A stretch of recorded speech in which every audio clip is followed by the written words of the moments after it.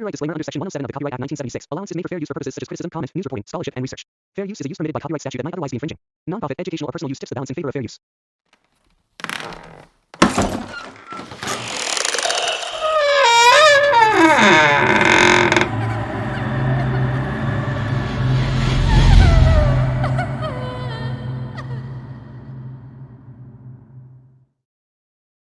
तो चलिए बढ़ते हैं आज की इस कहानी की ओर। साल 2005, दिन रविवार। हमारी कार हाईवे पर हवा से बातें कर रही थी। कार में सिर्फ मैं और विक्रम थे।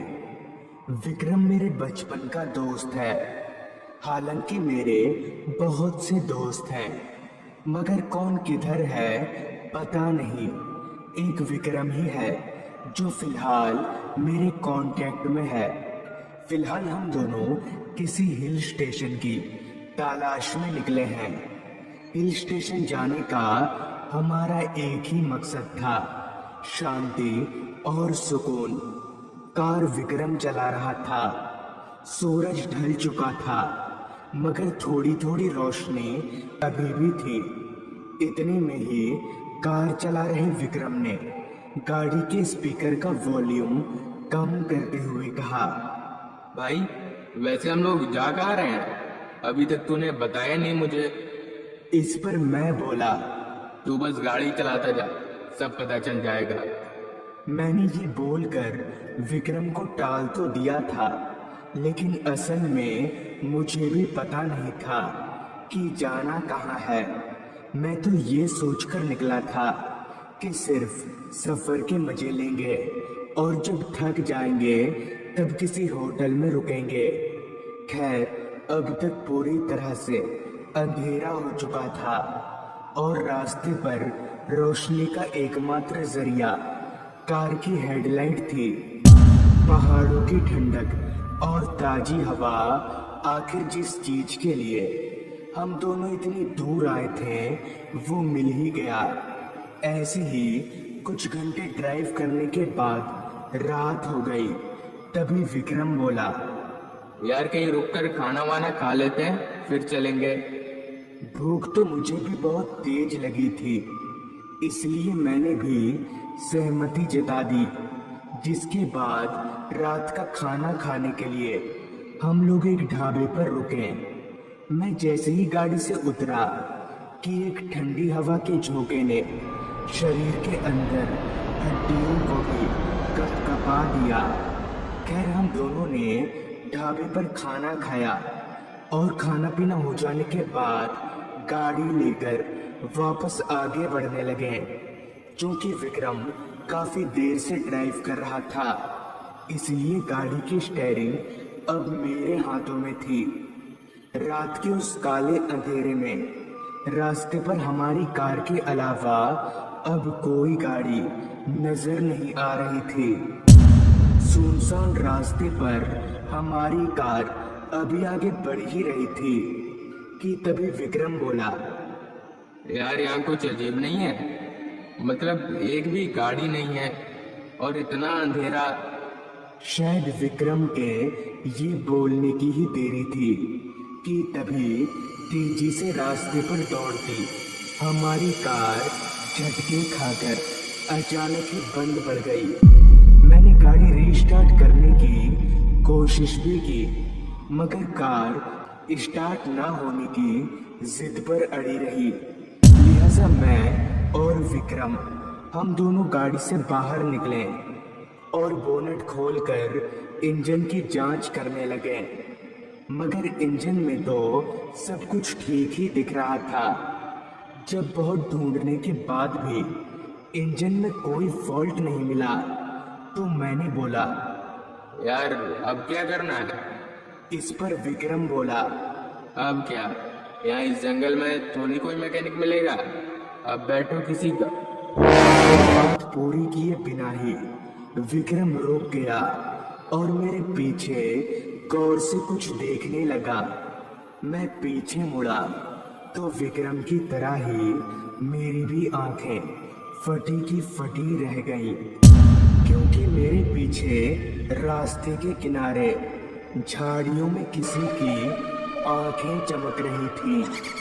अंधेरे में उन पीली आंखों को चमकता देख हम समझ गए कि वो एक शियार है और यकीनन यहाँ उसका झुंड भी होगा।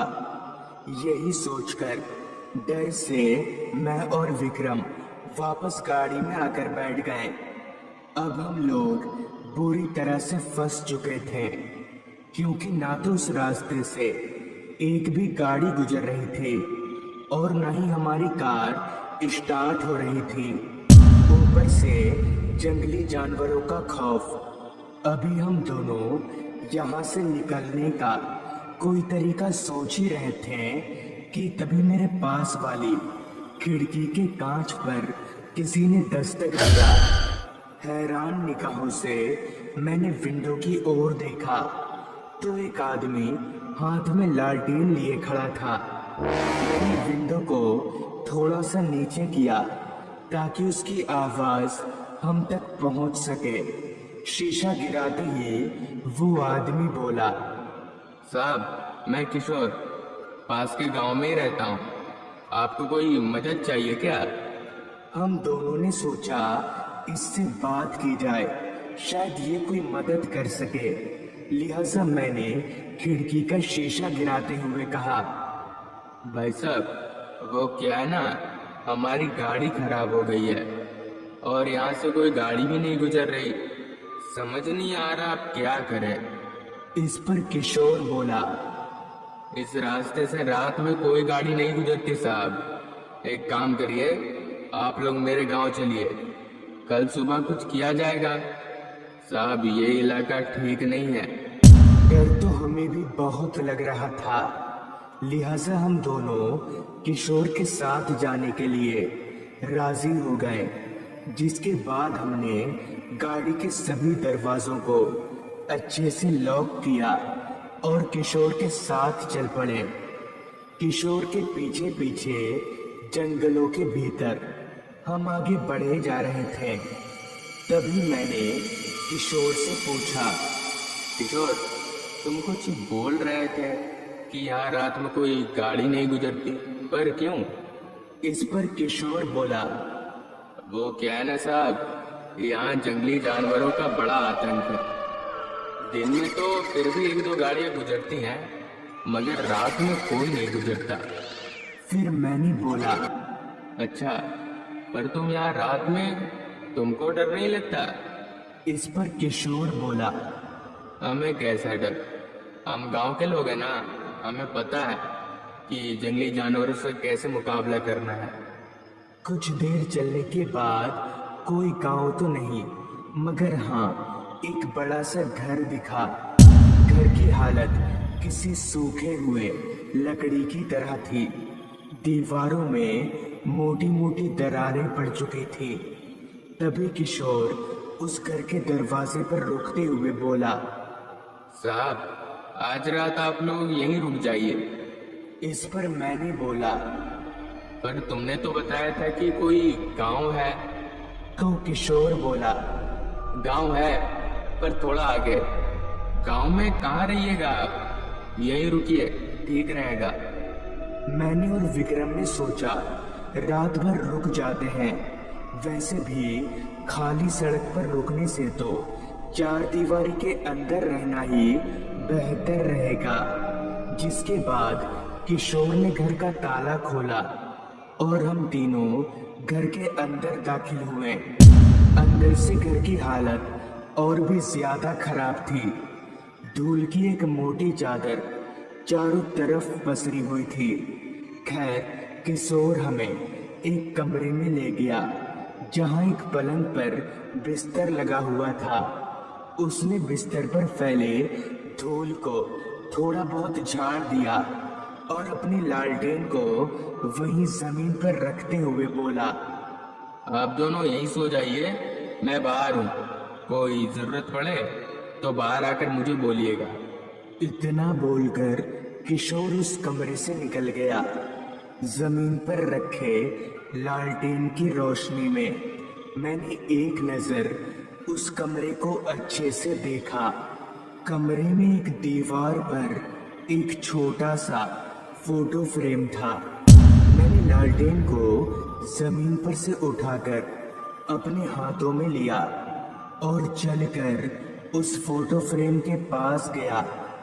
फोटो फ्रेम किशोर की थी, मगर उसके साथ फोटो में एक औरत और एक बच्चा था। खैर, मैंने लालटेन को वापस से जमीन पर रख दिया और हम दोनों उसी पलंग पर लेट गए। लेटने के साथ ही साथ मेरी आंख लग गई। पता नहीं कितनी देर बाद, मगर जब मेरी आंख खुली तब मुझे किसी औरत और किसी बच्चे के खिलखिलाने की आवाज आ रही थी। मुझे बहुत हैरानी हुई कि आखिर इस घर में औरत और बच्चा कहाँ से आ गए। जब हम यहाँ आए थे तब तो कोई नहीं था, लिहाजा मैं पलंग पर से उठा और कमरे का दरवाजा खोलकर बाहर निकला। मैं जैसे ही अपने कमरे से निकलकर थोड़ा आगे बढ़ा कि वो खिलखिलाने की आवाज अचानक से बंद हो गई। मुझे लगा शायद ये मेरा वहम होगा। ये सोचकर अभी मैं कमरे में जाने के लिए वापस मुड़ा ही था कि तभी बगल से एक बच्चे ने आकर मेरा हाथ पकड़ लिया। मैंने धीमी सी रोशनी में उस बच्चे का चेहरा देखा तो ये वही बच्चा था जिसे मैंने अपने कमरे में उस फोटो फ्रेम में देखा था। तभी वो बच्चा मेरा हाथ खींचते हुए मुझे कहीं ले जाने लगा। वो बच्चा मुझे खींचकर एक दूसरे कमरे में ले गया और दरवाजा खोलकर मुझे अंदर देखने का इशारा किया। मैंने जब उस कमरे में अंदर देखा तो मेरे पैरों तले जमीन खिसक गई, क्योंकि उस कमरे में फांसी से 3 लाश लटक रही थी। एक लाश किशोर की थी और दूसरी उस औरत की जिसे मैंने फोटो फ्रेम में देखा था, और तीसरी उसी बच्चे की जो अभी मेरे बगल में खड़ा था। मैंने डर भरी नजरों से उस बच्चे की ओर देखा, मगर वो बच्चा मेरे बगल से गायब था। फिर जब मैंने सामने देखा तो वो तीनों लाश भी अब उस कमरे में नहीं थे।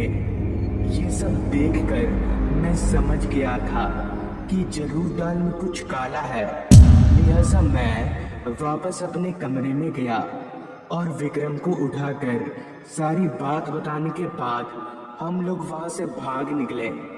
भागकर हम लोग उस तरफ जाने लगे जिधर किशोर ने गांव बताया था।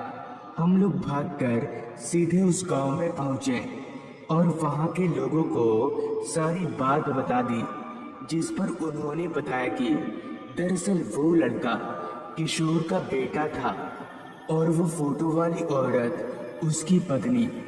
उनका एक बहुत अच्छा हंसता खेलता परिवार था, लेकिन एक दिन उस घर में उन तीनों की लाश लटकी हुई मिली। अब उन्होंने ऐसा क्यों किया ये तो कोई नहीं जानता, मगर हाँ, उन तीनों की आत्माओं ने कभी किसी को आज तक नुकसान नहीं पहुंचाया। तो दोस्तों, ये थी आज की कहानी। अगर आपको ये कहानी जरा भी अच्छी लगी हो तो हमारे चैनल को जरूर सब्सक्राइब कर लें। जल्दी मिलूंगा आपसे ऐसी ही एक कहानी के साथ।